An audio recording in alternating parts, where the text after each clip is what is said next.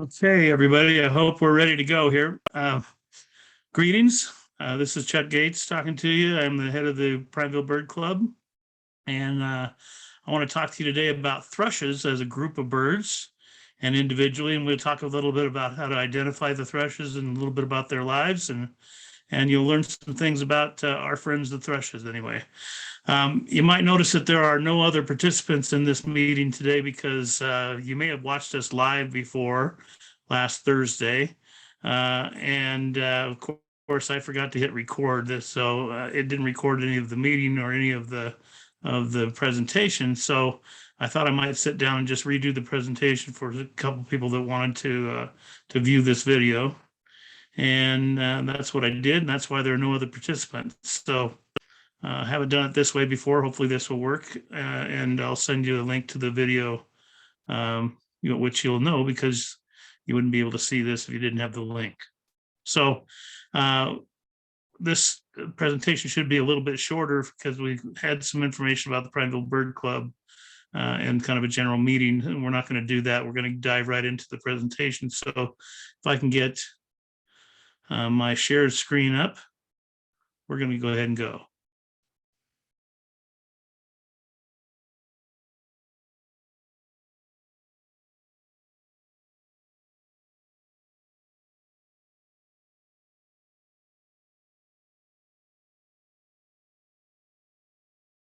All right, so today I'm going to be speaking about a group called the Thrushes.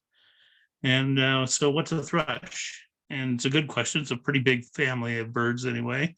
The Thrushes belong to the family Turdidae. That's an unfortunate name for some beautiful birds, but it could be worse. You could have a scientific name like one of our most common thrushes, the robin, which is Turdus migratorius. And Turdus in your name is not where you want to go to first grade in anyway. So if you are concerned about classification, that kind of thing, we're talking about the family Turdidae today. And we'll have about 8 different members of that family in the presentation that live here locally. They're found worldwide, though, about 175 species worldwide. If you look over on the right-hand side, we have a ground scraper thrush that I just photographed in South Africa a couple of weeks ago. So we have thrushes down in South Africa. We have thrushes in Asia, where we were before, thrushes pretty much all over the world. They're small to medium birds who like to spend time on the ground. Most of them are ground hunters, so they're looking to turn over leaf litter. They're looking for invertebrates, especially worms and insects and insect larvae and things like that. But then a whole bunch of them also like fruit. So especially our local thrushes eat a lot of fruit. Most nest in trees or shrubs, but the bluebirds end up being a little bit different. Instead of building a cup nest like most of the thrushes do, they actually nest in tree cavities, which makes them a unique thrush in the world of thrushes. Thrushes have 2 sets of vocal cords, and so it allows them to harmonize as they're singing. So they have some of the most beautiful songs. I would like to tell you that I was prepared today and recorded some songs for you. I didn't. They're pretty easy to come by, though, so to download these things. There's not very many of them today. We're only going to be talking about 8 different species. So I figured you might be better off actually using your own apps or just using Google to download some of the sounds that we'll be talking about.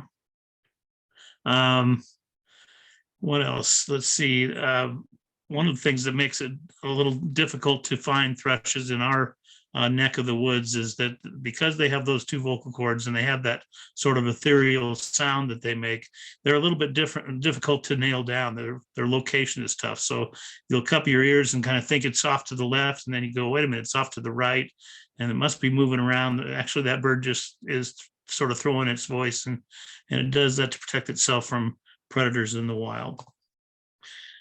Okay, so which of the birds are thrushes that we have locally? And so we have 8 of these guys. And so I'll start in the upper left-hand corner. That's the hermit thrush.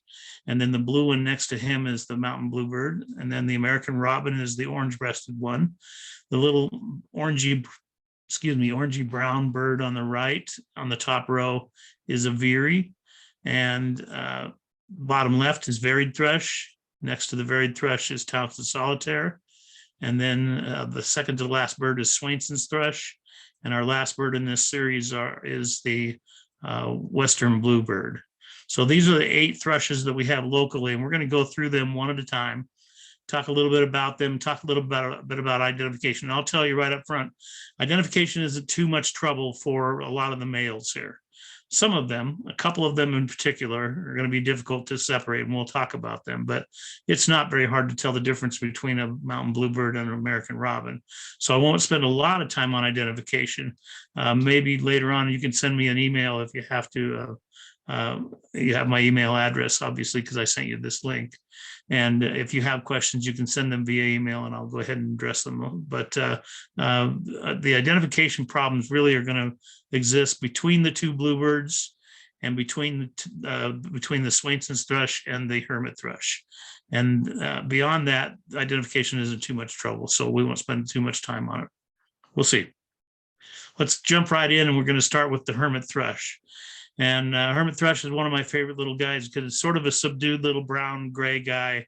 But what a lot of personality this bird has. And when it sings, it just sounds like heaven. So hopefully you'll get a chance to, in the springtime, get up in the forest and listen to this guy sing. We'll talk about a little bit about how to identify the hermit thrush. And then we're going to talk about how to separate the hermit thrush from the Swainson's thrush, because that's one of our fairly serious ID challenges that we'll have in this presentation anyway. A couple of things to learn about hermit thrushes. The males and the females look alike, so you can't separate them, tell them apart. They forage along the ground for the most part looking for invertebrates. They do a lot of hop feeding, where they'll hop on the ground and stir up some ground litter, dead leaves and things like that, and then looking for any kind of caterpillar or invertebrate of any kind anyway. And the hermit thrushes in the east are a little bit browner than the ones in the west. That doesn't really matter, except for there's an interesting fact associated with Swainson's thrush along those same lines. The hermit thrush prefer to nest in short trees, and Swainson's do as well. You're going to find the nests for these birds. Oftentimes you'll find them right alongside a road where the timber has been cleared from the road and then replanted. And then you'll get some maybe 8 or 10 or 12 or 15-foot trees that are growing along the edge. And that's the preferred nesting habitat for both the hermit thrush and the varied thrush. Hermit thrush and the Swainson's thrush.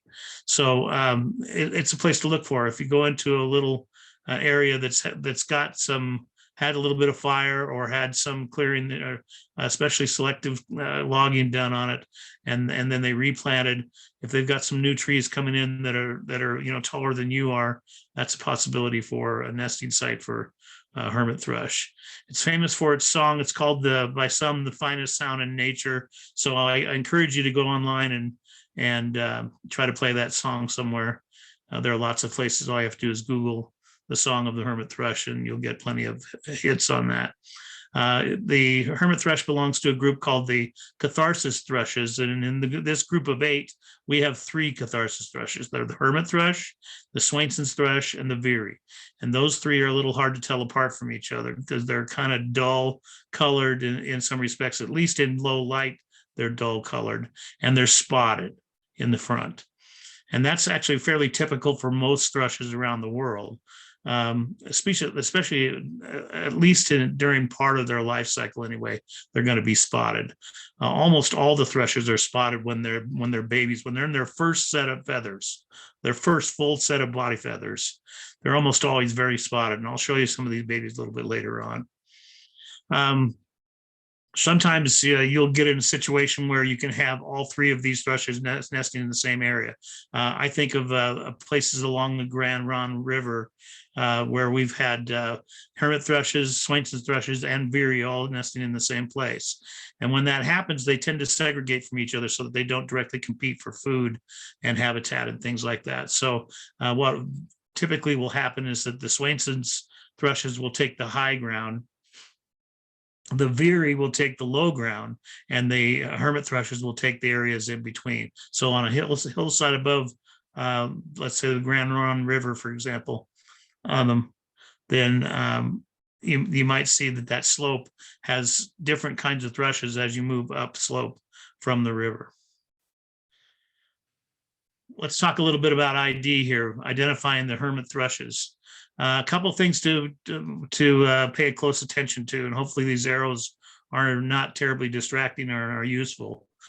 The first thing about hermit thrushes is it has the heaviest chest spots of any of the Thrushes thrushes in North America. So the spots on the chest are typically darker in color and bigger than any of the other ones. So that's something to look for. Now, that's a little bit hard to know if you've never seen a thrush, what's big and what's little. Well, you don't know, but it takes a little bit of practice, but through time, you'll be able to spot these guys and go, I think that's a hermit thrush because it's very spotty and those spots are dark and they're big. And some of the other thrushes we're going to get smaller and smaller and smaller dots on their chests.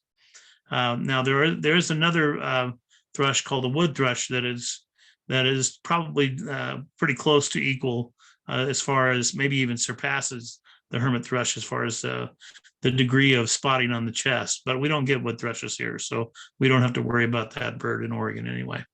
There's no orange on the face of this bird, and that becomes pretty important. Sometimes when we look at Swainson's thrush, try to tell if it's a Swainson's thrush or a hermit thrush, then the field marks are difficult in some species. Every individual bird is different. Some of them have real plain and clear field marks. Some of them don't. But one of the things to really look for is look for orange on the face. Look for orange anywhere on the face. Notice this bird with the numbers 1, 2, and 3 and the arrows. There's no orange on this guy at all that you can see anyway in the face for sure. Now, if you look at his back and you turn around and get in the right light, there's orange here, but we're not talking about the face here either on the bird on the right. We're talking about his tail and his wings, and we'll get to those. Those are important field marks, but they're not on the face. So look for orange in the face. No orange on the face, then we're probably talking hermit thrush here. Complete white eye ring, look for that because that's going to become important, separated us from this bird and especially a veery. And also a white eye ring, not an orange eye ring. The Swainson's thrush will have an orange eye ring very often. So that's something to look for, a complete white eye ring. And then when we get to the other side of the bird or the other end of the bird anyway, look for that reddish tail. And sometimes these birds are very often, remember, they're skulkers and they live underneath trees and they're down in the litter, they're down in the shadows. And sometimes you can't see real bright colors like this bird right here. This bird on the right was, that photograph was taken at Subtle Lake and on a nice sunny day, and the sun was just shining in the parking lot at Subtle Lake on this bird. And I got a great view of the tail and the wings like that, but you don't see that view very often. It's not going to be that brightly colored. What you will be able to see most of the time, though, if you can see the tail of the bird at all, is that you'll be able to see that the tail and the primary feathers on the wings are going to be a different color than the back. And now look at that picture on the right. You may not know where the primaries on the wings are, but you can find the wings of the bird and you can see those orange areas right here. Those are the primaries. And those guys right there are going to be a different color than the back of the bird. Now, sometimes that varies a little bit with hermit thrushes and you can't see it very well, but usually the tail is enough different in color to be able to tell that it's not the same color as the back. So one of the real important field marks that we're going to be looking for is the tail the same color as the back? If it is, then we're probably not talking about a hermit thrush. If it's not the same color, though, like this bird, then we're probably talking hermit thrush. And the last thing is it's a short, round body. So let's go back to the bird on the left now. And this guy right here, to me, looks like a snowman. He looks like he's got a round little body, and he looks like he has a round little head sitting on top of that body. And that's a different shape than the other Catharsis thrushes that we're going to be talking about and the other birds that we might confuse a hermit thrush with. So keep an eye on that shape. It's the hardest field mark to memorize, but actually after a while, it's the one that you end up using a lot in the field.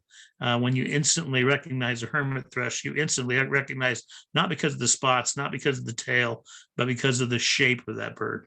So it's something to keep an eye out for as we go through and look at some of the other species. Here's some pictures of hermit thrushes. And we're going to take a look at some of the field marks that we talked about. Let's go to the bird that's on the bottom left. First of all, the shape of the bird we just got done talking about. It looks round in the belly and it looks round in the head. It looks a little bit like a snowman. The bird on the right, kind of the same thing. These two birds look a lot alike. They're different. You'll notice that the amount of spotting on the bird on the left is a little bit more intense than the amount of spotting on the right. Part of that has to do with the amount of light that these birds were exposed to when they were photographed. But part of it is that every single bird's a little bit different. The bird on the left was taken in my front yard probably during the fall. I don't remember where the bird on the right was taken.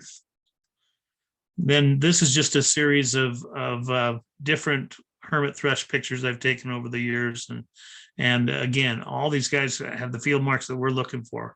Upper left-hand corner, we find the bird with those reddish areas of the wing and a red tail that is definitely different than the color of its back. And that's going to help us to think that this is probably a hermit thrush. Then we go to the chest and go, oh yeah, big, bold stripes and markings and dots and spots there. And then we go to the eye, and the eye's got a little white eye ring. And then we look at that overall shape, and it looks a bit like a tubby little thrush, where it's got a round head and a round body. It looks a bit like a snowman with the round head stacked on top of the round body. Looking again over on the right-hand side with the bird in the fruit, and we're talking about a bird that has very heavy spotting on it. Can't see the tail, so that doesn't really help us. We can see that white eye ring. There's no yellow or orange on the face at all. And so that's leading us to think that this is probably a hermit thrush. And then we watch it for a little while and it would turn around probably, and we'd be able to verify it by looking at the tail. Same as the bird on the bottom left. All we can really see is the eye ring, the shape of the bird, and the spots. All three of those things, though, indicate that this is a hermit thrush. It's our little round guy with a little round head, with a little white eye ring, and bold and dark spots on the chest and the throat. On the bird on the far right at the bottom, we can see the tail and the wings are a different color than the back. That's really good. We can't really see the spots very well, but we can see that white eye ring, and there's no orange on the face at all. So that's a hermit thrush. For each one of these species, I'm going to try to find, I tried to find some pictures of birds that were not adult males, just to give you a general look at them. I didn't put any adult females on here because the females look just like the males, so that's not a problem. But I did want to get a couple pictures of some babies, and these are baby hermit thrushes at different stages. The one on the far right is probably a nestling that has fallen out of the nest. It doesn't look like it is feathered enough to be completely out of the nest yet, taking care of itself. The bird on the right, on the left, is a bird that is probably in its first nuptial plumage. The first plumage it gets in full, that has full body, and remember that I mentioned that the thrushes, when they first come out and they're wearing their first set of clothing, their first full set of feathers, they're very spotty, and this bird right here is very spotty. I know it's a hermit thrush though, because look at that red tail and a little bit of a round body in the top, and it's got a nice little white eye ring. That gives it away. These are baby hermit thrushes. For each species, I'll also try to get some pictures of some birds that you might confuse with the one that we're talking about. So what might you mistake for a hermit thrush?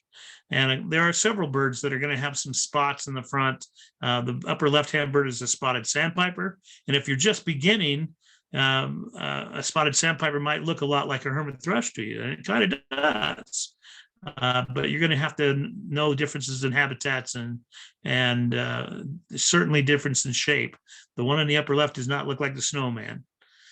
So those kinds of things are going to take a little bit of work when you first begin, but that doesn't take very long to separate spotted sandpipers from hermit thrushes.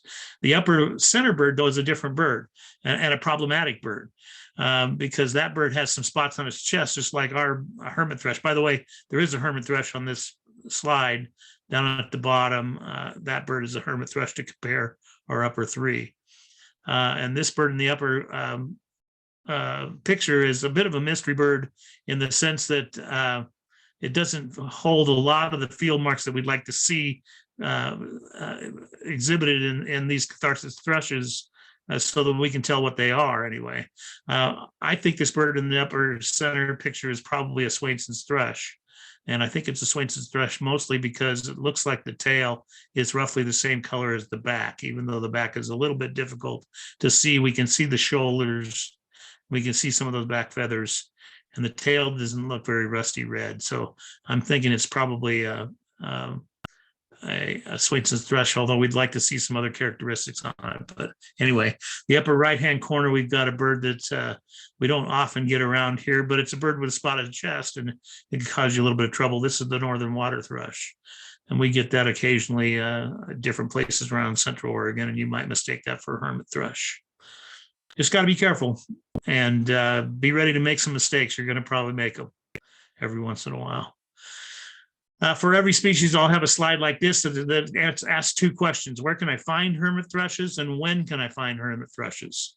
And the questions will change depending on the species, but we'll try to address those things. Each time we'll have a little map with some stars on it, kind of shows you where you'll find these birds. And then down at the bottom, there's a little calendar, and it shows you where the most, what time of year is the best time to look for hermit thrushes. Around Crook County, especially. That's the maps that I made here, or the calendar that I made down below is actually for Crook County, not for Deschutes County, but it works out pretty well even if you do live in Deschutes County. Hermit thrushes are pretty common in most of the forested areas of Central Oregon.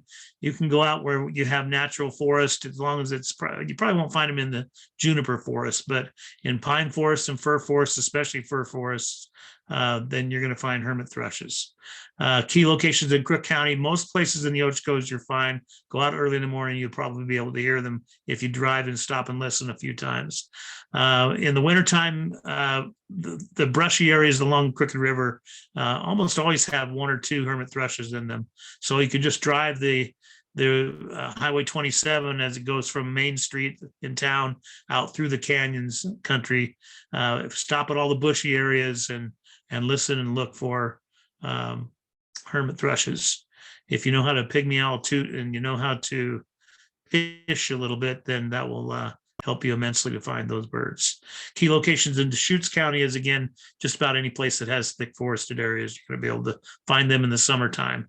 In the wintertime, you can often find them. We find them on the Bend Christmas bird count every year, just poking around somewhere along the river or someplace that has some bushy areas that we're going to produce some leaf litter that might hide some invertebrates to keep that bird alive for the wintertime. And keep an eye on your yards. If you have some fallen leaves in your yards, you're going to very often see hermit thrushes, especially in the fall. They'll come into your yard and feed. If you look at the calendar down below, hermit thrushes are found in Central Oregon throughout the year. You don't find them very often this time of year in December, but every once in a while. And for the most part, they're seen in higher numbers in the summertime where they do the nesting. May, June, and July is when they're doing their nesting activities. And then in August, they begin to migrate. In September and October, they'll go through their main migration. And so you can find them pretty much throughout the year if you go into the right habitat. Our next bird we have is called Swainson's thrush. Swainson's thrush is nowhere nearly as common and abundant as the hermit thrush is. In fact, it's kind of rare in Central Oregon. I'll give you an idea. I've never seen one in Deschutes County. I'm sort of embarrassed to say that because it's not that they're that rare in Deschutes County, especially. But I've just never gone looking for them. I figure I'll run into them one of these days, and I probably will, but I still have never found one in Deschutes County. I have found them a few times in Crook County, and they're actually more rare in Crook than they are in Deschutes. But they're a little hard to find, but they have some of the same characteristics as our hermit thrush. So and occasionally these guys will end up in your yard in migration again. So it's worth it to be able to know, do I have a hermit thrush or do I have a Swainson's thrush? Because some of you may have never seen Swainson's thrush in your life, and it's good to know how to separate these guys and be able to determine which one's a hermit and which one's a Swainson's. So let's look at Swainson's thrush. Males and females look alike again, just as the other Catharsis thrushes, as if to counter the downward spiral of a hermit thrush. I didn't mention that before, but hermit thrush's songs have sort of a downward spiral tone to them. And the Swainson's thrush has just the opposite. Their song spirals upward. So when you listen online to the hermit thrush, go immediately to the Swainson's thrush, and you'll see how opposite they are in direction for tone anyway. So just that one little clue right there will help you be able to remember which one's hermit thrush and which one's Swainson's thrush when you get out in the forest. Continuing that trend of opposites, remember the Swainson's thrush is browner than its eastern form, or than the eastern form. It's the other way around with hermit thrushes. So they're opposite in those two ways, in their songs and in their color morphs as they go from east to west. Swainson's thrush use their vocal prowess to fight rivals. So rather than do a lot of open battles, these Swainson's thrushes have vocal battles. And I always think that's kind of funny because they make movies about that kind of thing. So vocal battles, if I have my West Side Story storyline correct anyway. But anyway, it's interesting that rather than go and fight or display, they just sing to each other and try to sing the pants off the guy next to him and chase him away. Let's talk ID here, because this is going to be a little bit tricky. It's a little hard to tell the difference between Swainson's thrushes and hermit thrushes. And the biggest problem really is individual variability. Each of the Swainson's thrushes is a little bit different in color, as you'll be able to see from the slides I'm about to show you, and the color and pattern, by the way. And some of them end up looking quite a bit like the hermit thrush that we just got done talking about. So let's talk about some things we can look for. If all of them add up, then we can be pretty sure that we have ourselves a Swainson's thrush. So number one is orange spectacles. Remember that one of the field marks for hermit thrush has no orange on the face. Well, look at the picture on the left and look at the picture on the right. Both of these birds have orange on their face. And that helps us determine, well, or at least start in the direction of thinking, well, this might be a Swainson's thrush then, if it has orange on the face. That orange is often concentrated as a line from the eye towards the bill. And so it ends up making it look like it has orange eyeglasses on, or spectacles is what they call them.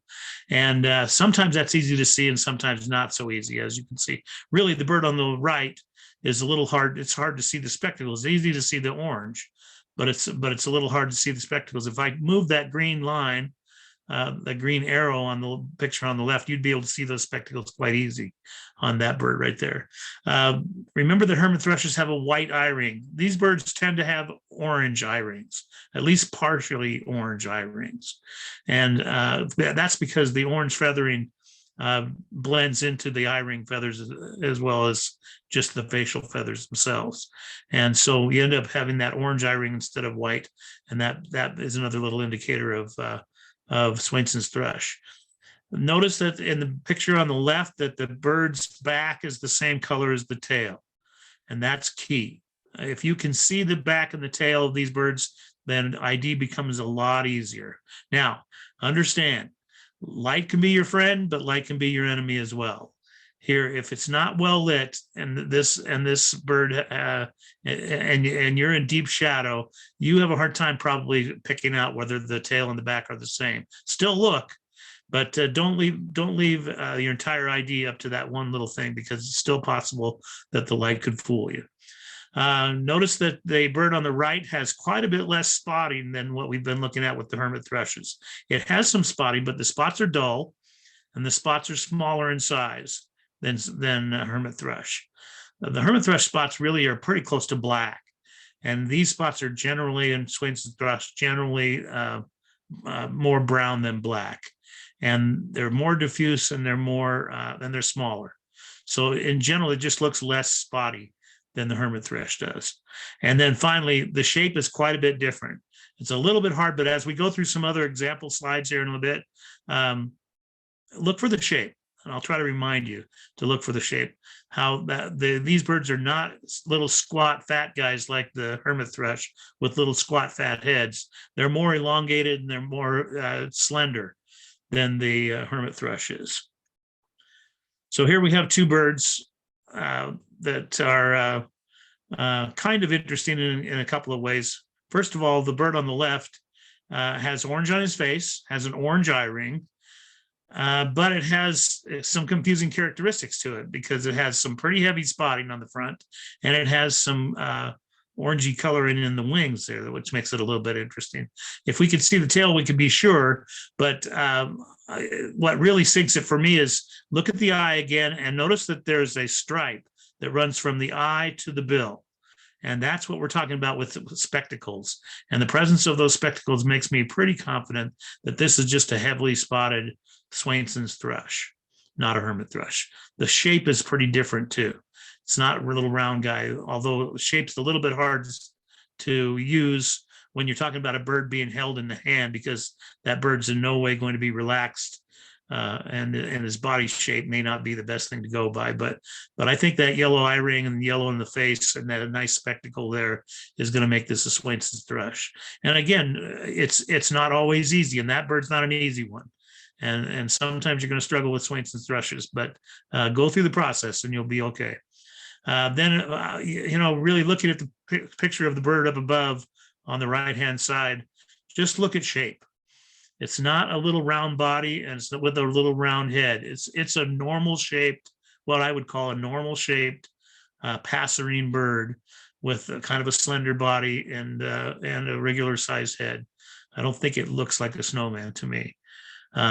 It's a little difficult with some of the other field marks, but you can see the tail quite well and you can see the back quite well. And those are roughly the same color. Not identical, but roughly the same color. And then the front, the chest doesn't have very good intense spotting on it. So because it has reduced spotting on the front, because it has the same color back and tail, we're going to call this one a Swainson's thrush. And back to the bird in the upper right, this is the same bird that we were talking about before.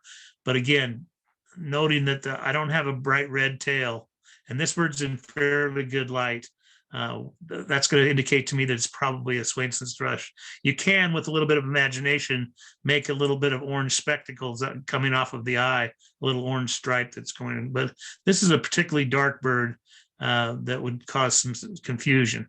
Upper left-hand bird, that picture's sort of washed out a little bit, but notice the striping on the spotting on the front. The spotting on the front is pretty reduced, and you wouldn't call those large spots, and you wouldn't call them particularly dark spots. And that's the best field mark you're going to get off this guy because he doesn't have a very orange face, and you can't see his tail and back very well. But that's a Swainson's thrush. The bottom left-hand bird, I think, is the same bird as the upper right, so let's not mess with that. And then down below here on the bottom right, again, this bird would not remind you of a snowman. It's not a round bird with a round head. It's an elongated, slender kind of a passerine. Look at the tail and the back, roughly the same color. Notice from the eye, there's a little faint line that goes all the way to the bill, like it has sunglasses on or eyeglasses on or spectacles. This is Swainson's thrush. So what might you mistake for a Swainson's thrush? Well, remember that all the thrushes, when they're, even the bluebirds, by the way, when they're babies, they have spots. And so over on the left-hand side there, we have a baby robin, and that might cause some confusion because it has those spotting. You might think it's a catharsis thrush, a hermit thrush, or a Swainson's thrush, but it's all of them are going to have spots when they first get their first set of clothes. So keep that in mind. They don't stay in that plumage for very long, so it doesn't last. So it doesn't cause confusion for very long. But bottom in the center, down at the bottom, is a little guy with a bunch of spots on him, but he has an orange tail, so he can't be a Swainson's thrush. That's a little baby hermit thrush. In the upper right-hand corner, we have actually a bird that's not even a thrush. It's a sparrow, but it has those spots on it, as many of the sparrows do when they're babies as well. And so there are lots of other birds out there with spots on them. Don't think that it has to be a thrush if it has spots. That's a bird on the upper right-hand corner is a baby junco. And then we have the bird in the upper center, and it is a Swainson's thrush. I can't really see the face very well because it's sort of small on my computer, but I can see a wash of yellow around the face. I mean, orange around the face. And I can see very reduced and small and diffuse spotting on the chest and neck. Can't see the back or the tail very well, but it's not a snowman, that's for sure. That's a Swainson's thrush, a young Swainson's thrush. Here's a couple of baby Swainson's thrushes just to give you a look. Spotty, again, little baby spotted guys. And if we can see their tails, they have some primary feathers that are coming in pretty well. They would be about the same color as the tail feathers, if you can see them better. All right, make sure you remember this Swainson's thrushes are a little hard to come by. They're probably not going to be running all over the place. So if you see 70 or 80 Swainson's thrushes in one day, you're probably on the wrong bird. Probably have the wrong ID. Swainson's thrushes are pretty rare locally with no nesting locations that are reliable from year to year. That may not exactly be true. There may be some locations that people know about that I don't know about, but there are some, it's a little tough to find them. You have to check the proper habitat, which again is going to be some mature forest for them to feed in, but some smaller trees that they can build their nests in. We're talking about places in Crook County like Wildcat Campground Trail. If you park at the campground, pay your day use fee at the campground, and then walk up the trail, you can go as far as you want to on that trail. I think it goes to the North Pole, but it goes all the way into the top of the Ochocos anyway. And great trail, and one of the places where you might be able to find some Swainson's thrushes singing early in the morning. Ochoco Ranger Station doesn't exist anymore, but there is a campground there, and that campground still hosts the occasional Swainson's thrush. It's one of the few places in Crook County that I've seen and heard Swainson's thrush before. There's a little place up there near Summit Prairie called Independent Mine. And if you can find that place, that's a bird place. That's a place where we're going to find some good birds one of these days. I never have, but it takes a little bit of mobility to be able to jog down into that mine. But it's a great spot up there that's probably going to produce some Swainson's thrushes one of these days. Key locations in Deschutes County, especially Black Butte Swamp, where they have nested before. Any high mountain lakes up there like Hand Lake or Cache Lake, or some of the places up above Subtle Lake. Trout Creek Swamp is a pretty good place too, just directly west of Sisters. Sometimes Swainson's thrushes will show into your yard during migration, so keep an eye on the little Catharsis thrushes that are poking around in your yard. If you look at the calendar there, you'll see that Swainson's thrushes are not nearly as common in the wintertime here. In fact, they aren't found in the wintertime at all. And they're here in June and July when they're singing, and we hear them. And then when they're migrating in September and October, we just don't see them as they sneak in for spring migration. We don't see them very often, but when they're lollygagging around in fall migration, sometimes we do find them. Third Catharsis thrush that we have is the Veery, and it's the rarest of all three of them. It's hard to find Swainson's thrush in Central Oregon. It's really hard to find Veery. Last year, I know of only one place that they'd nested in the entire Tri-County area. So that's how unusual they are. And I threw them on here only because I think there are more of them around. We have to find them, or we could find them if it's important to anyone. I think they're around in Crook County and the Ochocos, and I think that they're in more places than we've discovered in the Cascades. But so far anyway, they're pretty rare. So let's talk about the Veery. Males and the females look alike, just like the other two we mentioned before. Almost all the Veery in the world spend the winter in Brazil, and that involves flying at about 6,000 feet and about 150 miles a night to be able to get down there during migration. And so it's a big, long flight to get there to spend the winter, but I've heard it's a lot warmer there in Brazil than it is here in the wintertime. Veery's nest in deep, damp woodlands, and we don't have very many of those. especially in the Ochocos. So that's one of the reasons why we don't have too many veeries.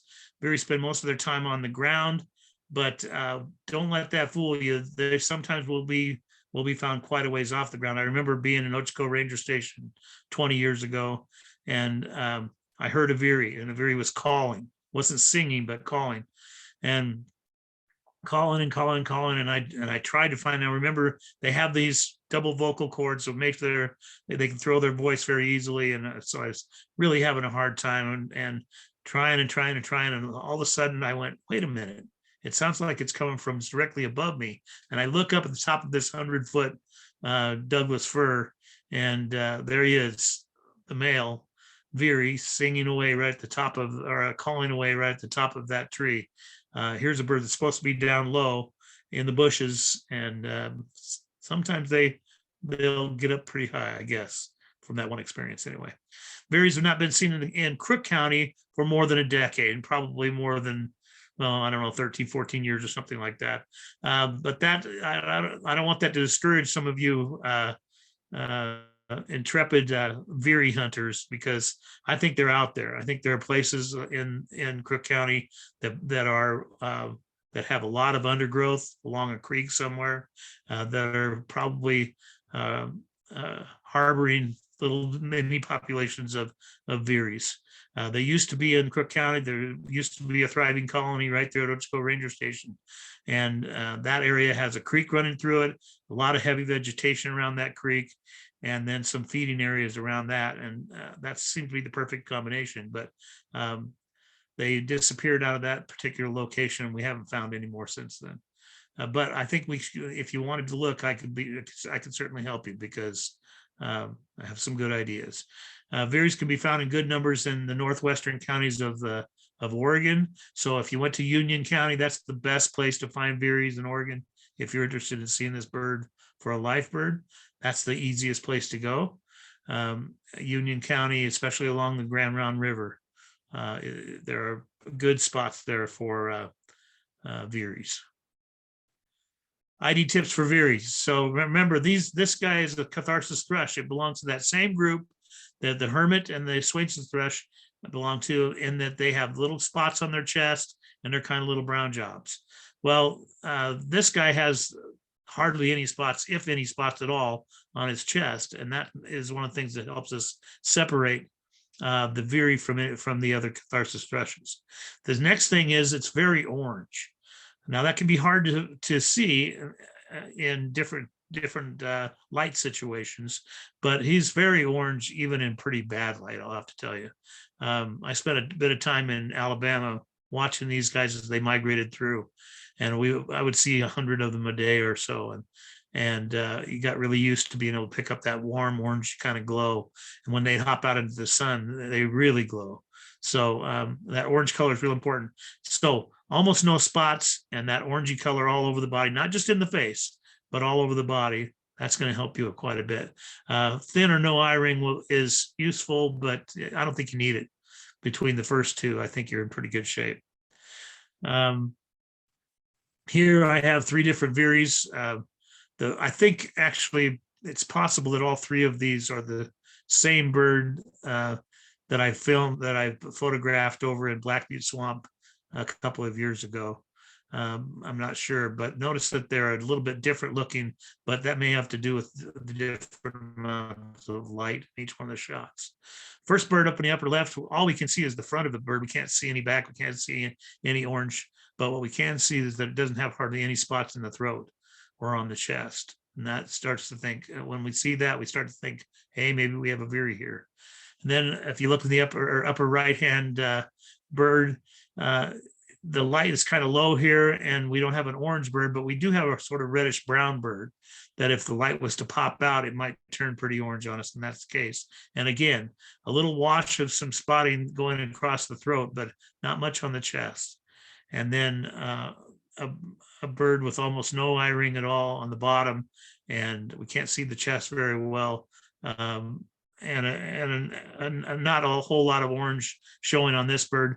This one from this angle might be a little hard for you to make a call, but it'd be a bird that maybe would catch your attention, and look at it until you can see the front of it anyway to see if it has spots or not. I thought about giving you some birds that were non-male plumages, but yeah, I don't really care. You're not going to see a whole lot of the males and females look the same, so that's not going to help you. And you're not going to see a lot of juvenile vireys around Central Oregon, so I didn't put anything on here. Notice the map here, just a few places in northwestern Deschutes County and the southern southwestern Jefferson County, and then just a couple places that we think they might exist in Crook. So key locations to look in Crook would be along that Wildcat Trail we talked about and at Ojico Ranger Station. And then key locations in Deschutes County, kind of the same as Swainson's thrushes. Black Butte, there's a Black Butte Swamp, sorry. That's the only place that we know that they're breeding in Central Oregon right now. Metolius Preserve is a place that's between Black Butte Swamp and Subtle Lake. There's a place called Metolius Preserve. There's a sign on the road and you can turn off and go down and explore that area. The vireys have been discovered there before. In the past, they've been recorded on some breeding bird surveys down in that area. And then last year, someone reported vireys from the Camp Sherman area up one of the creeks that go up towards Subtle Lake. I can't remember if it's Link Creek or not that does that goes through Camp Sherman. But anyway, that area is a place where you can get into some public land and get into the creeks and look for some virey in that particular area. The calendar doesn't really help us that much. We find them only in the breeding season because that's the only time that they're singing. And say the rest of the time that they're down in the leaf litter and stuff, you're never going to probably see them. Okay, let's move on to the mountain bluebirds or the bluebirds in general. We're going to start with our friend the mountain bluebird. Here's a picture of a male, and boy, that color is something that you'll never forget if you see it in bright light. I saw it today. Poking around in Pal Butte, and it just knocks your socks off every time. I've seen thousands of them, but it's still something else. And it's always nice to get a nice little photo of one like this one about to land or about to take off from a twig here in Pal Butte. Interesting facts about mountain bluebirds. Well, the males and the females don't look the same. The females are much duller than the males, and that creates a question. So why is that the case? Why in the bluebirds is there what we have called sexual dimorphism, which means the males and the females are different color when they nest inside a nest cavity? And I'm wondering if there's a reason for that. I don't know what that reason might be, because the other thrushes, the catharsis thrushes in particular, but the other thrushes worldwide as a group, often the males and the females are monomorphic instead of dimorphic. In other words, the males and the females look the same. Why the bluebirds look different from each other is a little bit puzzling. If someone knows the answer to that, maybe you can email it to me. I recently was reading about mountain bluebirds and came across a guy who called them a cerulean sparkle. That was their term for mountain bluebirds. And I think that's my new favorite term because I think that really describes the beauty of these mountain bluebirds for sure. Unusual for thrushes, mountain bluebirds hunt from a perch. Most of the thrushes hunt on or near the ground, but these guys come up to a perch. They like a fence post or a wire on a fence, but they'll take wires, telephone wires. They'll go up to about that height. They don't like it very much higher than that. So they'll like to be on a low post. And what they're looking for is invertebrates. And you go, well, wait a minute. I've had bluebirds. I saw bluebirds today. There can't be invertebrates out there today. It's wintertime, but there are. Even in the wintertime, during the day when the sun comes out, even a little bit, or even shining through the clouds, that dark ground that's moist, dark moist ground heats up and produces a couple of inches or an inch or so of soil that invertebrates can be active in. And so they can still feed in the wintertime if the weather is good. Here in Central Oregon, if we have a big cold snap, it chases the bluebirds out of here. They have to go south in order to be able to survive. Females choose their mates. Females choose their mates based almost entirely on the mate's choice of a nest box or a nest cavity. So the females look around for a male that has a really nice house, and they go, "I'll live with you," which is kind of interesting because in many species, the female is looking for hardiness and strength and ability to survive and things like this. For the bluebird, the most important thing is to have a nice house to raise your own. And that gives your babies the best chance of survival. So that's really the main thing that they look for. It doesn't matter what he smells like, looks like, or tastes like. He gets chosen if he's got a nice house.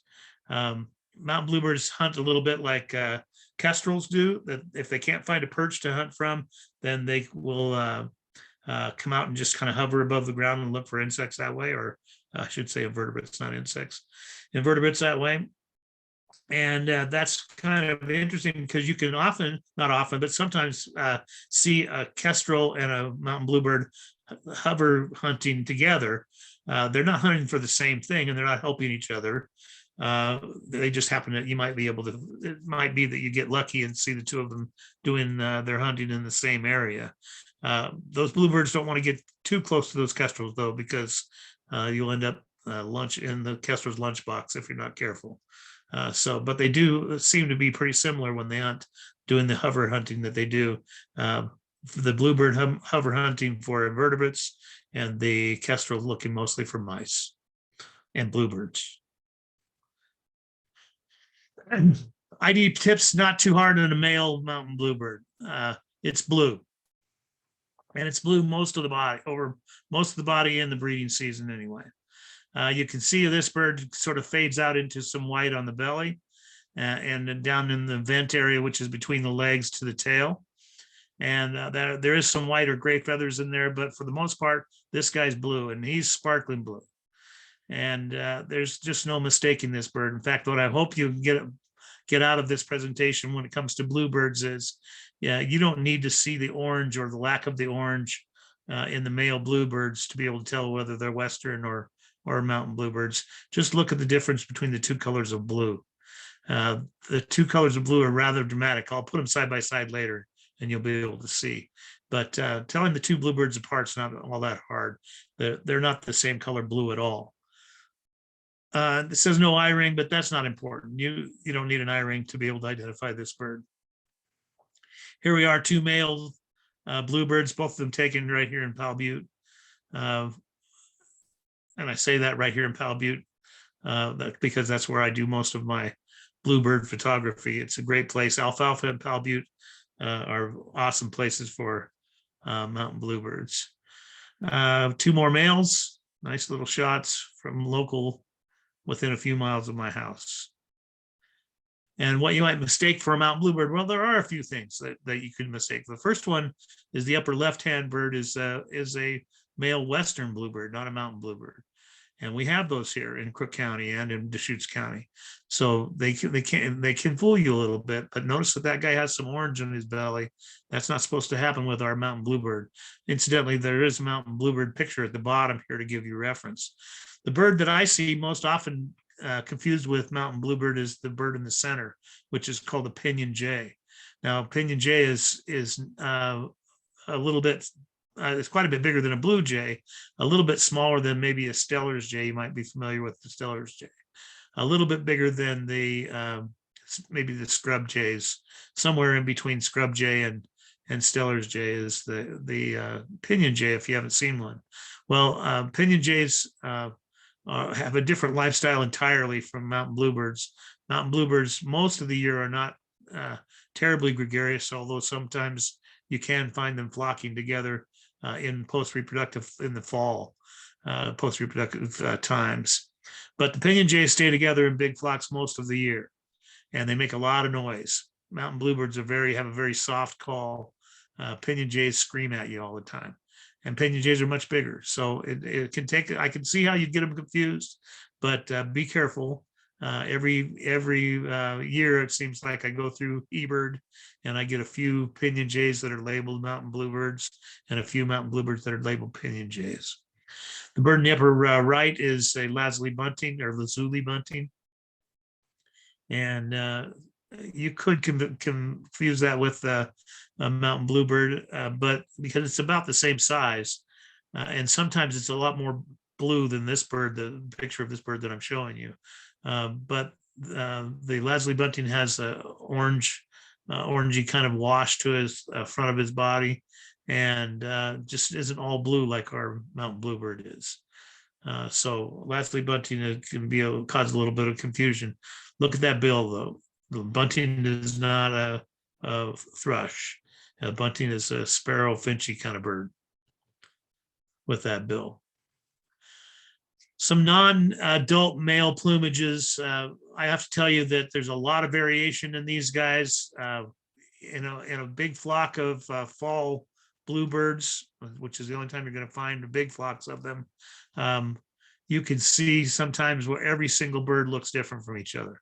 So there's a lot of variability, but one of the things that's relatively constant is that these birds, when they're molting as adults, but especially when they're molting as juveniles, they're going to have a lot of orange on them. And that can be confusing because orange or orangey brown is going to be one of the field marks for Western bluebirds. So that can be very confusing. So just watch for it. When we get to the end of the bluebirds, I'll show you how to tell those guys apart. But for the most part, look at the blue on the body when you can find blue, and make sure that's not the color. It's the color of mountain bluebird, not the color of Western bluebird. Remember, the blues are different in color. If you look at the bottom right-hand bird there, here's a picture of a juvenile fresh out of the nest with its first full set of feathers, and there's no blue on this guy hardly at all. Maybe a little bit in the tail, if we could see the backside of the tail, but they can be almost devoid of blue feathers when they first start out in life. So be aware that will happen. If you go out looking for your first bluebird for your whole life and you go out at the end of August, then you're kind of a fool, because that's the hardest time to identify bluebirds is in the fall when all the babies are out. Where do you look for mountain bluebirds? Well, key locations in Crook County or anywhere that has a juniper forest, you're going to find mountain bluebirds. They like to nest in junipers. Up in the Ochoas, if you look in the clear cuts, you can often find them, because clear cuts usually have some dead trees in them, and they can build nests, or they can build their nests in old woodpecker holes anyway. And between Grizzly and Haystack Reservoir in the summertime, you're going to see mountain bluebirds. If you make that drive in the summertime, you'll probably see a couple of dozen mountain bluebirds. Sometimes if you make that drive between Grizzly and Haystack Reservoir on the back road across from the Crooked River National Grasslands, if you do that in August or early September, you may see 1,000 mountain bluebirds. Not often 1,000, but you may see a couple of hundred mountain bluebirds for sure, because they're just all over out there, dispersing out into the grasslands and feeding after the breeding season. Key locations in Deschutes County is look for clear cuts in the forest where they might be nesting, or some old burns.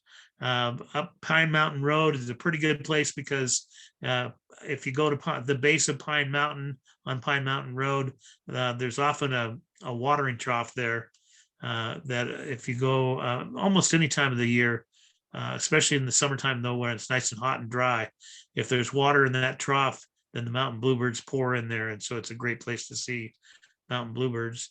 And then any of the wooded neighborhoods east of Bend or south of Bend, Crooked River, Crooked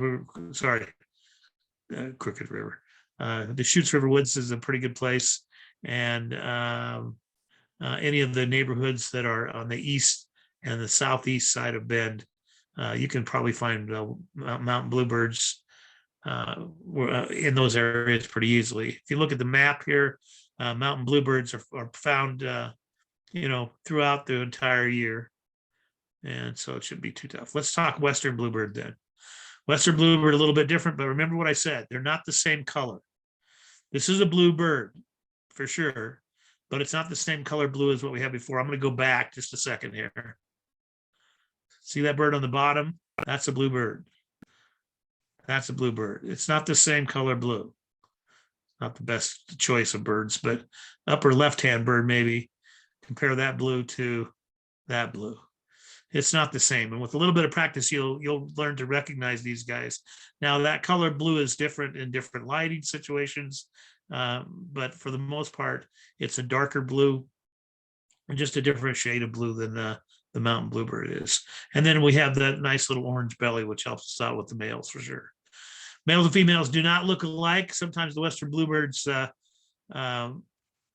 allow a third individual to come into their family unit and help them raise young.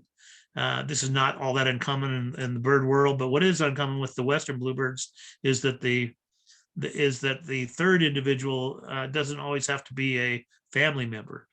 In most birds, if they bring a third individual or fourth or fifth individual in to help raise the young, or to help in the male getting a mate or anything else that helps in their reproduction, that those helpers are almost always related to the animals that actually do the breeding, because they all share some genes, and they improve the chances that some of their genes will move on.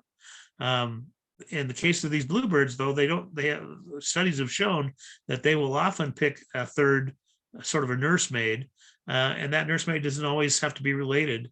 And so it's a bit of a mystery as to why they do that. Why would the nursemaids commit to their time and forego their own reproduction to help another pair that they're not even related to? It's a little hard to understand. If one thing to always remember is that if we don't protect our woodpeckers, then many species will go extinct. If woodpeckers go extinct, this would be one of them for sure. It's an animal that really depends on woodpeckers for their homes. Now, I shouldn't say for sure, because humans have stepped in the past and saved the bluebirds from extinction because their homes were being destroyed by people. But if they didn't get any woodpecker help at all, and any woodpeckers drilling holes out in the forest, I'm not sure that they could survive on human boxes alone. We'd have to find out. I don't want to find out. A couple characteristics here with ID tips with these guys to keep in mind. The first thing is the dark blue on the head and the wings. So we talked about the color of blue being different color than the mountain bluebird, but it's also where that color is in the adult males. It's become pretty important. It's not that it's important to separate this bird from the mountain bluebird. That's not really the problem, because mountain bluebirds are pretty brightly colored and pretty easy to tell apart from this species. What is important is to be able to separate this species from the eastern bluebird, which is found on the other side of the Rocky Mountains. Now, there aren't very many places where the two species come together, so it's not too much of an ID issue. But if you go south on any vacations down to Mexico in the wintertime, you can run into places that do have both of them. And so it's nice to be able to know how to tell them apart. But our key features here are going to be the dark blue on top of the head and the wings, that orangey brown color on the back and the front and the flanks. So it's got a robin red breast kind of a situation going on, but also some brown feathers on the back and on the flanks and the back of the belly anyway. The throat is blue, and that's important. Later on, we'll notice that the throat of the eastern bluebird is not blue, and that will help us to identify them. Note the different shade of blue it's a different shade of blue from western bluebird, as we mentioned before. So look for where the blue is at. Look especially in the throat. Look for blue in the throat when you identify your western bluebirds. Here we've got 3 birds. Find the throat. Blue on the left bottom, blue gray anyway on the bird that's in the center, and blue also on the throat of the bird on the bottom right. A little bit of orange helps us out too. If we can see the back on all 3 of them, we can see that there's sort of blotchy orange patches on the back. And this makes a western bluebird.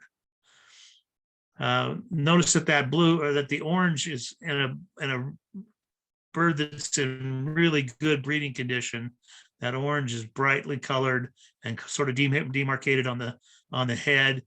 Orange does not leak up into the chin and the throat at all. And either one of these birds makes them western bluebirds in really nice breeding plumage. And you might mistake a few birds for western bluebird. You might especially mistake a Lasley bunting. That's a bird that we see on eBird a bunch every season. When the Lasley buntings come in, there are 4 or 5 people that make a mistake of labeling the Lasley buntings as Western bluebirds, but it's a little bit understandable. They're both the right color combinations, but um, again, Lasley bunting doesn't have a bluebird beak at all. It's not a thrush. And if with a little bit of study, you'll see that it has some white wing bars and some other problems that eliminate it from being Western bluebird. The center picture is a mountain bluebird female, and sometimes they can have little washes of orange on them, but as we'll point out here in a second, that's not going to be a problem once you know what to look for with the washes of orange. And then even upper right, some people have confused American kestrels when they first start out birding American kestrels with Western bluebirds, because they look like they have a little bit of blue on their wing. That silver color right there can appear blue to some people, but most people don't make that mistake. The bottom picture here shows a nice Western bluebird with a nice blue throat, blue on the most of the body, even on the back on this bird, but orange on the front. And then some non-male plumages here. The bird on the bottom right is a real juvenile in its nuptial plumage, its beginning plumage, fresh out of the nest. Again, gray, a little bit like its cousin, the mountain bluebird. I have to tell you, I don't make much of an effort to try to tell the difference between mountain bluebirds and Western bluebirds when they're in this plumage, because they're both little gray jobs. If you get a little bit of blue in both of these guys in the tail, then you might be able to tell the difference in the color of blue, but it can be kind of hard. Again, upper right-hand corner, we have a little juvenile male that's coming into its adult plumage. But you can see the orange wash through that thing, especially orange on the back, and different color blue in the wings. Over on the left side, we've got a breeding pair, so you get an idea of what a breeding female looks like. She has a lot of orange on her too. And not only does she have a lot of orange, that orange is often concentrated right across the breast. So look at the bird in the upper right-hand corner. This is a young female, and she's growing those orange feathers that make her a Western bluebird, but she's growing them right across her chest area, and that orange is sort of restricted to that area, and that helps you separate these multi early juvenile kind of Western and mountain bluebirds from each other. Is that where that orange is at, right across the chest, concentrated on the chest, makes me think that that's probably Western bluebird. So remember, I said they're not the same color. So here's side by side, the mountain bluebird on the left and the Western bluebird on the right. And now let's compare the girls. Remember that I said on the left that we have a bird where the orange is concentrated across the chest. Here it's leaking down into the flanks, but not all over the place. The mountain bluebird on the right is sort of an extreme example of how the orange on the mountain bluebirds, and there is a little bit of orange on the mountain bluebirds in their juvenile stages, or at least their immature stages, and their early on plumages. But that orange is often spread and diffused around the body and not concentrated right in the chest like the one on the left. The left is Western bluebird, the one on the right is mountain bluebird. And then remember, we were talking about Eastern versus Western bluebirds. And so Eastern bluebirds have orange on their chin, up on their throat, and Western bluebirds do not. So find the throats on these 3 guys. Upper left, the left-hand bird has an orange throat. The right-hand bird not only does it have an orange throat, but it also has an orange collar that goes up around the ear. And there's no orange on either one of these birds. You can't see it very well, but there's no orange on their back at all. And the bird over on the far right, it has orange on the belly and a little bit, you can see a little bit of flecking of orange on the back, but no orange in the throat. So the bird on the right is a Western bluebird. It has a blue throat. The one on the center and the one on the left are both Eastern bluebirds. Where do you find Western bluebirds in Central Oregon? Well, in Crook County, take a trip up Mill Creek Road, and after the pavement ends, look on both sides of the road.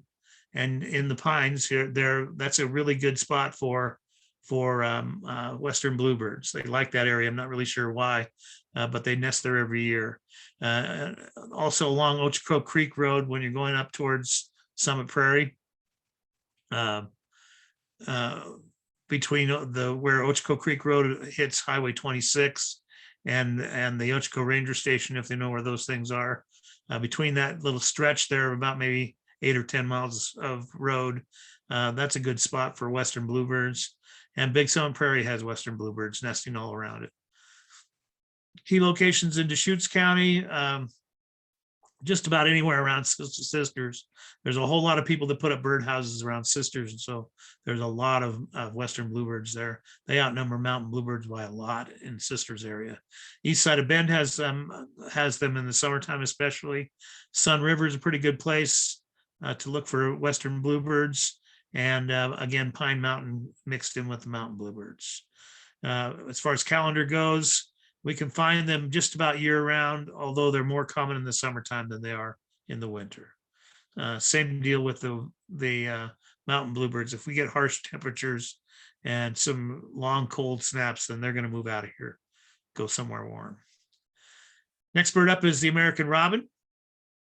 And American robin, the males and females don't look alike, although they're relatively similar. This one of the things that's important to understand about them is that they have the ability to, their offspring have the ability to survive at a higher rate than most other species do, and this sort of explains why they're so successful at reproduction. I was out today in the Powell Butte area. I saw an 80-acre field today.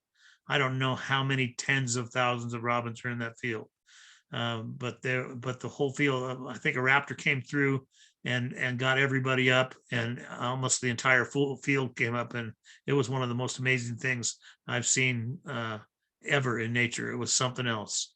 I have to do that Christmas bird count in a couple of weeks, and oof, I don't know how we're going to count that many robins.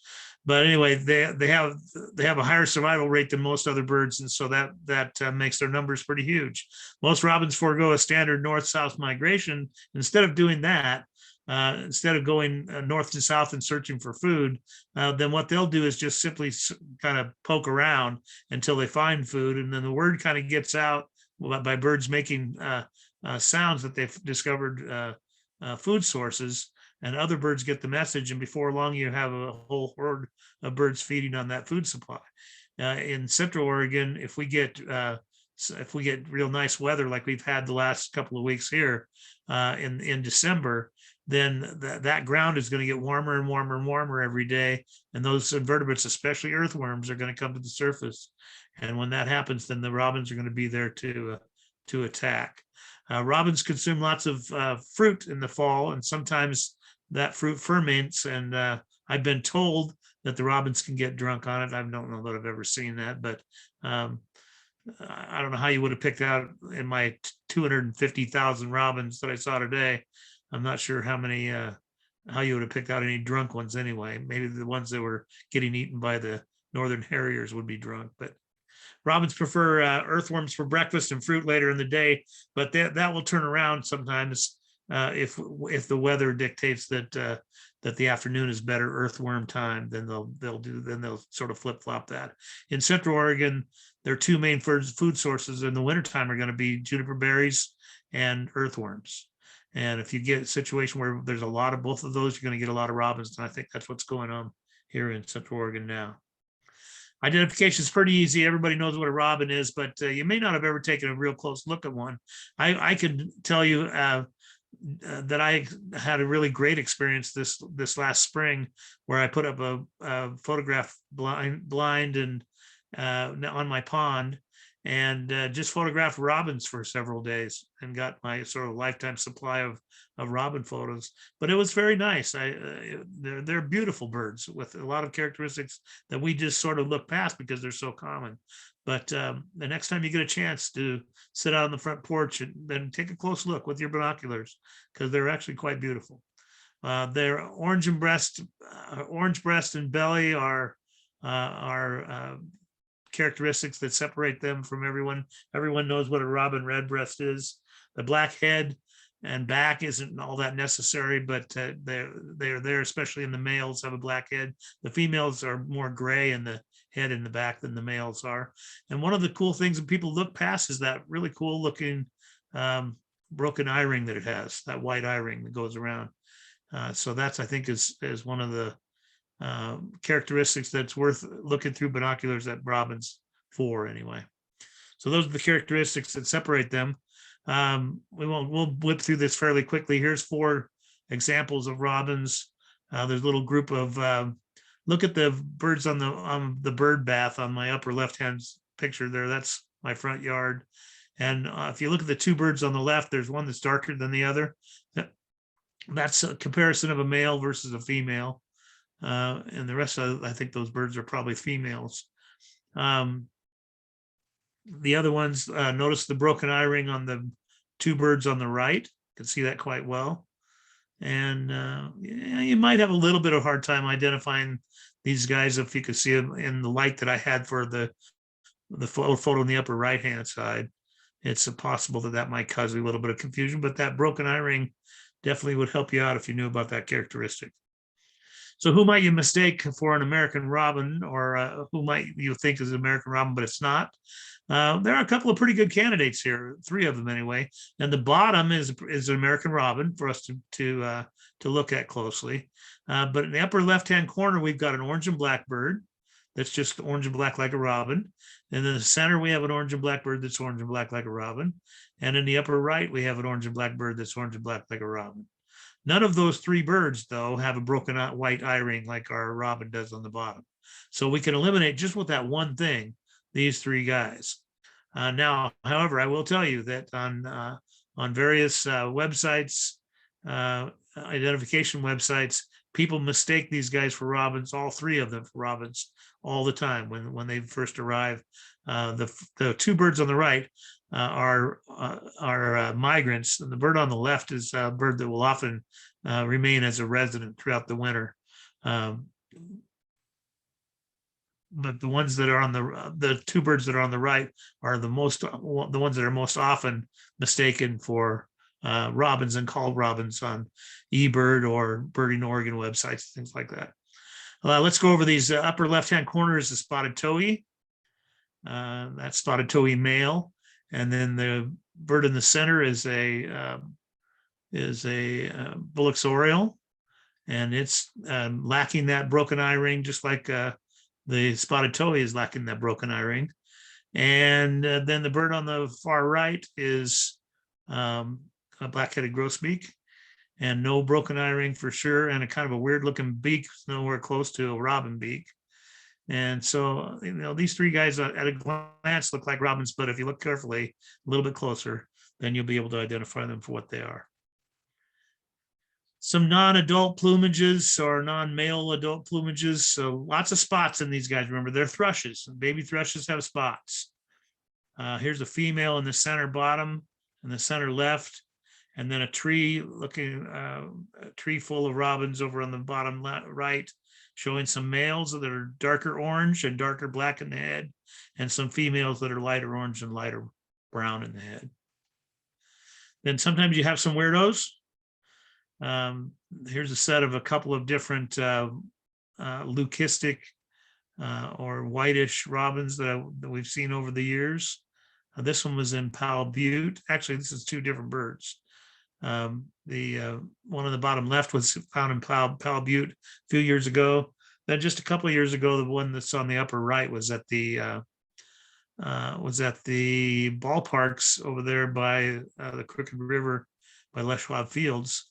And I saw that bird again this last summer, so it may still be hanging around. Look for a robin that has a lot of white in it.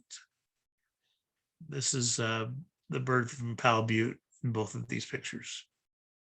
Where do you find robins? And my comment here is throw a rock and you'll hit one. They're all over the place. You won't have any trouble finding robins. Let's talk very thrush. We only have 2 birds to go here if you're getting bored or tired. Our varied thrush is one of our most beautiful birds and kind of a ethereal. Uh, some people wouldn't call it a beautiful song, but I think it is a beautiful song. They wouldn't call it a beautiful song because it's only one note. Now, I shouldn't say that. It's one note at a time. It will sing one note, long drawn out note, and then it'll sing another note that's long and drawn out. Go online, check it out. It's very cool if you've never heard a varied thrush song. Males and females do not look alike. The males are darker than the females, darker orange, darker black. Varied thrush are very aggressive and they dominate the other birds. So if you you don't very often find them in flocks of other birds, unless they're in flocks of robins. They can't dominate robins. Nobody can, that size anyway. So they sometimes will be found in flocks of robins, but they're not going to tolerate juncos and other kinds of small birds like that. Locally, especially in the fall, varied thrushes will be attracted to fruiting trees, especially apple trees. And when the apples fall and lay around on the ground and start to rot, that's really good, easy food for a varied thrush. And that's one of the places, if you know of an old orchard somewhere over on east of town, there's a couple of nice little orchards back in some of those neighborhoods, and you can just kind of park there and leer into the orchard, and you're going to be able to find some varied thrushes on occasion. The voice is beautiful, as I mentioned, but only one note at a time. And again, go online and listen to the varied thrush. The bird is predominantly orange and black, but the orange is sort of washed over the entire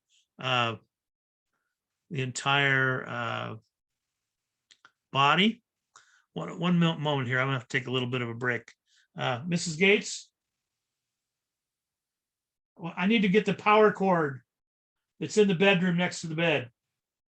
My battery's about to go on my computer. It's supposed to have a 7-hour battery, but so far it's at about a 1-hour battery.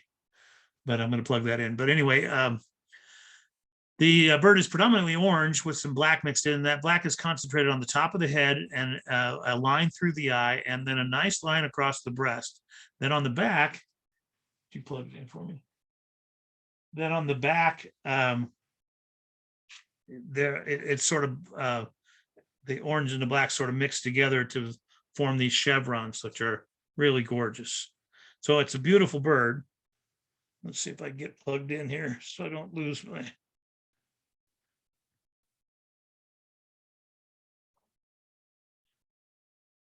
Okay, we're safe. You shouldn't die.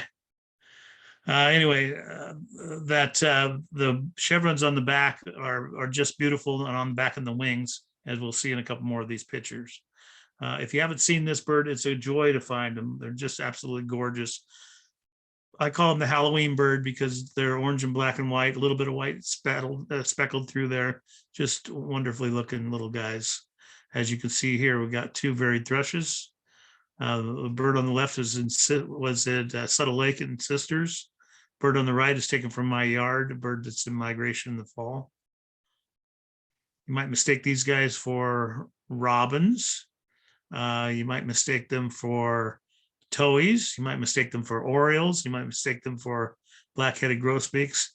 But none of these guys have a band that goes across their chest like this one. Now, the bird that's at the bottom here is a young female, and she barely has that band, but that band's going to be there in most birds. I don't remember seeing one that didn't have a band, at least a faint band that goes across the chest. So it separates from all these other ones that we might confuse with. Some plumages that are non-adult male would be a juvenile or a baby over here on the left, a baby varied thrush. Female varied thrush is a very subdued color combination, similar to the male, but not nearly as dark orange or dark. It's not black at all. It's more of a gray on the back than the male is.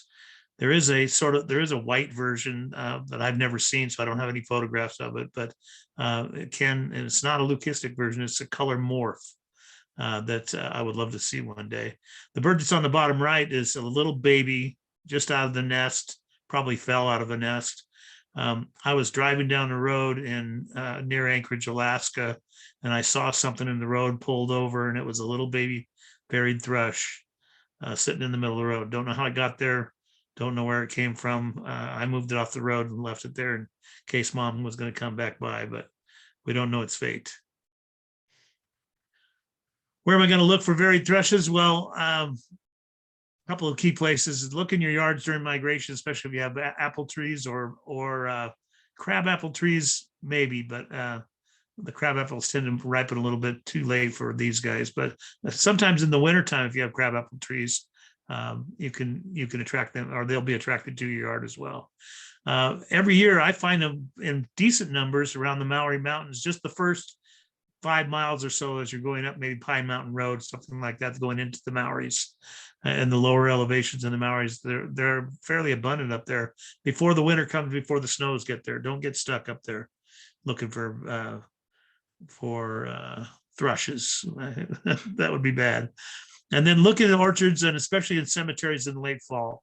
If you go to the Pioneer Cemetery in Prineville, you can very often see a varied thrush in the wintertime feeding on the ground in the shadows there of those evergreen trees. And in Deschutes County, anywhere around the Cascade Crest, Bend hosts a few every winter. We just finished the Bend Christmas bird count a few days ago, and we had 2 varied thrushes on our route. So they're around the town of Bend. They're around the town of Prineville.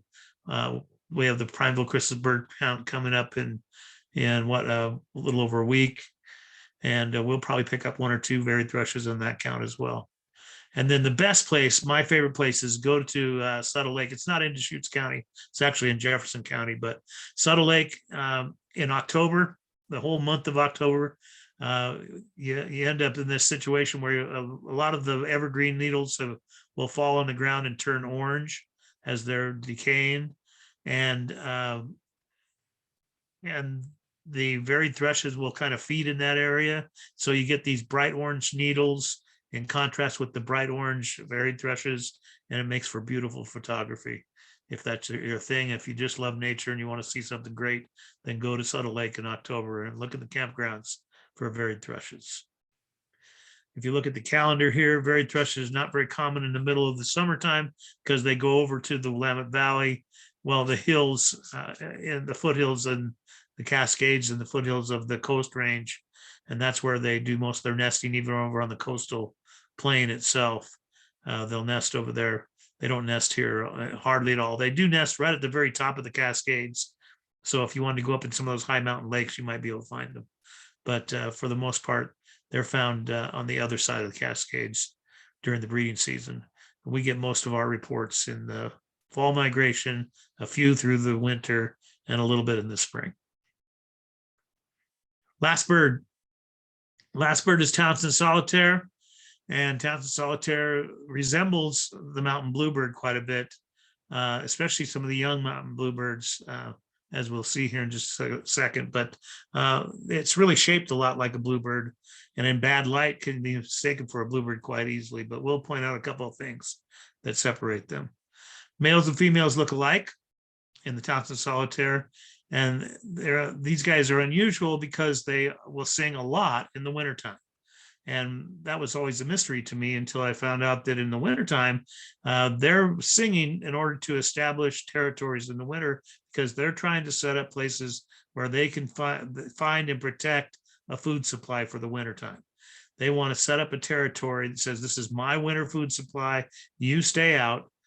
Other Townsend Solitaires stay out, leave my food alone, and we'll be fine, and we won't have to fight.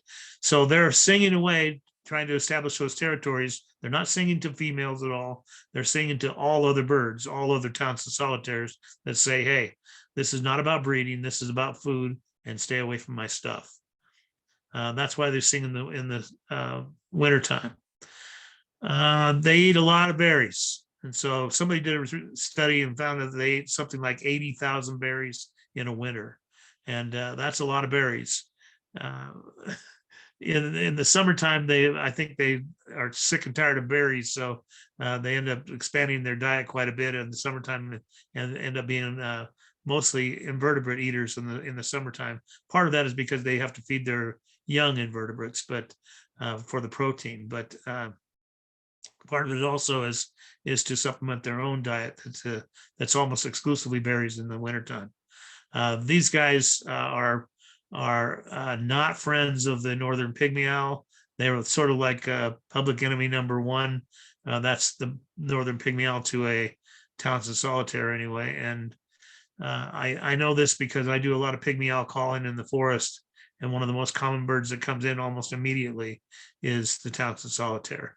So if you can whistle, and you know what a pygmy owl sounds like, and you go up in the forest, juniper forest in the wintertime and pine forest in the summertime, or higher pine forest in the summertime, then you should be able to toot up some Townsend solitaires. These guys often nest on the ground, often right at the base of a tree or at the base of a rock fall or something that has some kind of vertical protection for it anyway. But the nest is often right on the ground, protected with a little overhang and some camouflage. We think of these guys as being upper tree birds, which they are. That's where we find them, but they nest near the ground. ID tips are pretty simple. They're overall gray birds, but they have this bright white eye ring, which stands out in most light situations. There's almost always a little bit of tan in the wing. If you look at the picture here, there's just a little faint streaks of tan right in the wing, area on the sides of the bird here. Tan or light brown in those wings, and then look at the tail. You can see just a little white stripe on the outer tail. That's the last outer retris or outer tail feather, and that outer tail feather is completely white, and the bird flashes that white when it flies, but when it's sitting there, this bird's at my water feature at my house. When it's sitting there, you can just barely see a little strip of white. It won't stand out too much in most birds unless they're preening or taking a bath. Oops. A couple of Townsend solitaires. The first one's pretty easy. It has a nice white eye ring. It's got some tan in the wings. Got a white outer tail feather. Easy money. This is the Townsend solitaire. And then bottom right-hand bird, not quite as easy because you can't see the tan too well in the wings.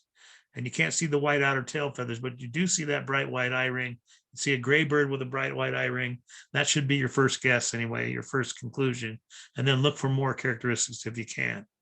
Every year I get calls from people and they say, hey, I've got this weird bird up in the forest in the wintertime, and it sounds like a truck backing up.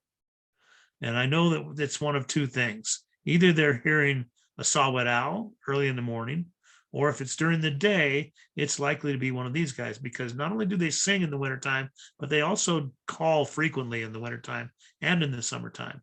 And their call is just a little quick, short burst of whistle, kind of. I don't know if you can hear that through there or not, but it's just a little short whistle, a little bit like a pygmy owl, but higher pitched and shorter. And it's a little peep, essentially, and it can be, and they can sort of peep that thing over and over and over again. And it can sound a little bit like a backup alarm on a truck or something like that. So I tell people it's probably either a saw-whet owl or a Townsend solitaire. Here we have little gray bird with white eye ring. Anybody got any tan in the wings? Can't really see too much, maybe a little bit in the bird on the right, but white outer tail feathers on the bird on the right, and you can see almost the whole white outer tail feathers on the bird on the left. Who might you mistake that for a Townsend solitaire? The most common bird that's mistaken for Townsend solitaire is probably the mountain bluebird females. I didn't put one on here, but you've seen them. They're shaped in similar habitat in the wintertime. That's probably the most common bird that's mistaken for Townsend solitaire. But also on the upper left-hand corner, we've got a Brewer's blackbird female here that's very gray. And she's probably could be a candidate for a mistaken Townsend solitaire, but no white eye ring, no white outer tail feathers, doesn't fit the description, doesn't make it. Bird in the center is a catbird, but catbirds, we don't have very many catbirds here for one thing, but also It has a black cap that we don't find in solitaire. Doesn't have a white eye ring. Doesn't have any orangey colors in the wing. And if you look at that catbird, it's got bright orange feathers or brown chestnut feathers right under the tail in the undertail covert area. That's not good. That's a catbird, not a solitaire. Then a little guy like maybe a bush tit or something like that is a little gray guy that somebody might mistake for a Townsend solitaire. But remember, solitaires are not just little gray guys. They're little gray guys with white eye rings and little tan spots in the wing and white outer tail feathers. It's all three. And that's the bird that's on the bottom. Non-adult plumages. Well, this is one of the birds that actually has a plumage that it goes into in August usually. And it only stays in this plumage for about a month, maybe 3 weeks. And this is right out of the nest. And you can see these guys perched up. They're often very immobile. They'll just find a good, because they're babies, fresh out of the nest. And they don't know what to do. And they're waiting for mom to feed them. So they just sit on a branch.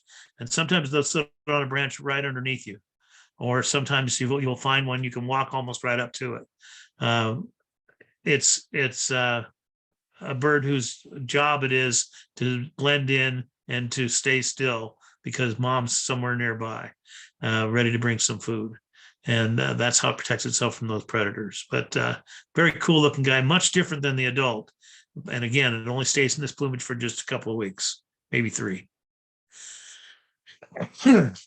Okay, ladies and gentlemen, that's my thrush presentation. I hope that helped you with a little bit of ID situations and just give you some general information about this beautiful group of birds. Next time you're out, we have thrushes here right now in Central Oregon. If you go out on a Christmas bird count or just out on your own, keep your eyes open for thrushes, and you should be able to find quite a few different species in Central Oregon.